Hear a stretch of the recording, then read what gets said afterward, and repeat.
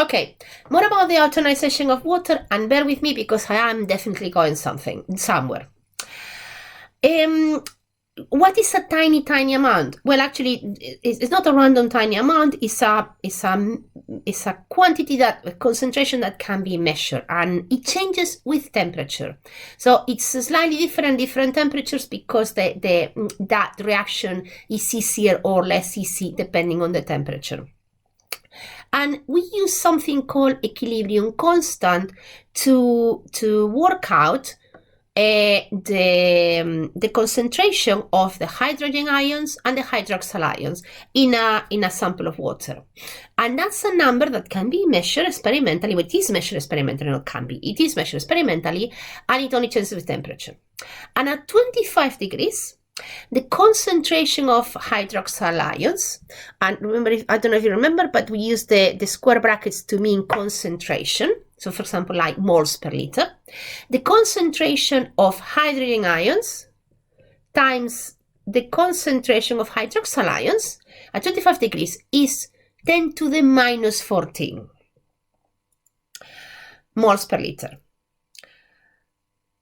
And we call that Kw. The ionization K water, the ionization constant of water, the constant that tells us, okay, the proportion of both the hydrogen ions and the hydroxyl ions times together at 25 degrees overall is 10 to the minus 14. And that's a tiny number. So both concentrations, the product of both concentrations at 25 degrees is 10 to the minus 14. And I don't know if you have the idea of how small 10 to the minus 14 is, but it's a 0.0001401.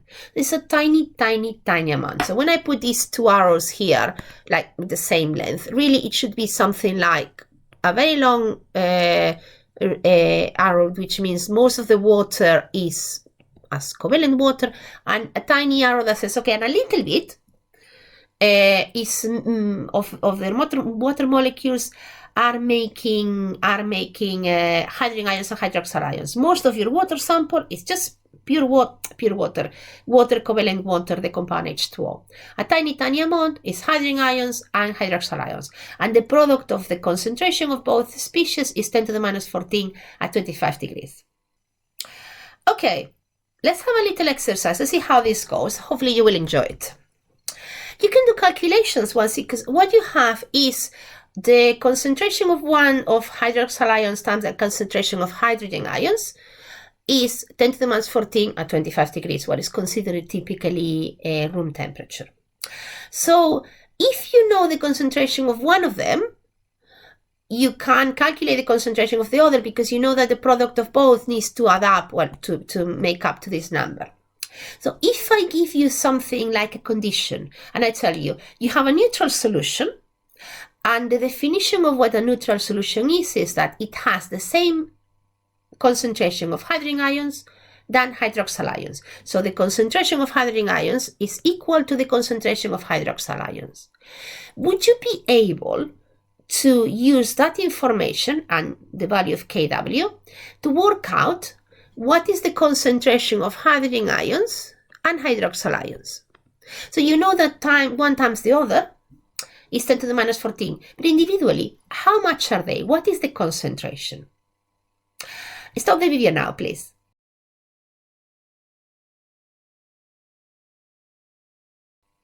Okay, I hope you stop the video and have a go at doing the exercise. How would I go about this? Okay, I've just been told that I have a solution which is neutral. I've been given, well, the definition of a neutral solution is a solution that has the same concentration of hydrogen ions than hydroxyl ions.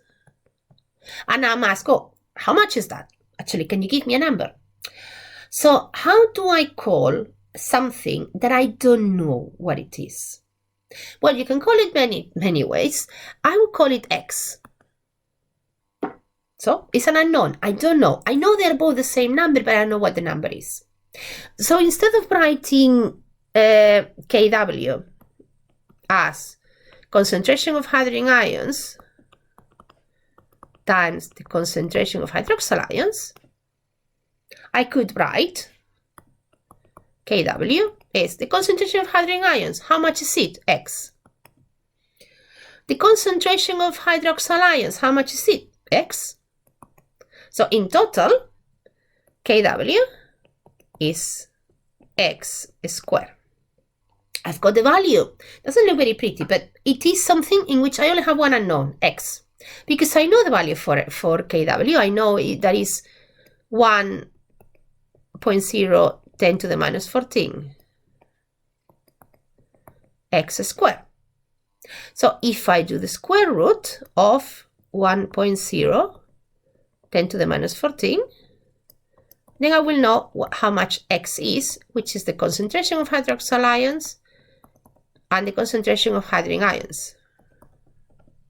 And if you do that in the calculator, it will tell you that this value is 10 to the minus 7 moles per liter. So we can put the M of moles per liter. So in a neutral condition, if you have a neutral solution, then we define that a neutral solution is something that we have defined. A neutral solution is a solution in which you have the same amount of hydrogen ions and hydroxyl ions. And at 25 degrees, because that's W, that value is 10 to the minus 7 molar. So in a neutral solution, your concentration of hydrogen ions and hydroxyl ions is 10 to the minus 7. In most cases, this is not going to be the case. Most solutions are not neutral. They have a bit more of one or more hydrogen ions, or they have more hydroxyl ions. And that is fine. You can have that. Both concentrations do not have to be the same. But the product of both needs to make up 10 to the minus 14, because that's an experimental value that has been measured experimentally. So in a neutral solution, the concentration of both is the same, 10 to the minus 7 moles per liter. In a solution that is not neutral, you will have either more hydrogen ions or more hydroxyl ions. But overall, the product of both concentrations will still be 10 to the minus 14. Let's do a little exercise to practice a bit this concept of using Kw to determine the concentration of hydrogen ions or hydroxyl ions in a solution. So if I tell you that you have a solution that has a concentration of 0.01 moles per liter of hydroxyl ions, what would be the concentration of hydrogen ions in that solution? So if you have a solution that has a concentration of 0.01 moles per liter hydroxyl ions, what will be the concentration of the hydrogen ions? Stop the video now, please.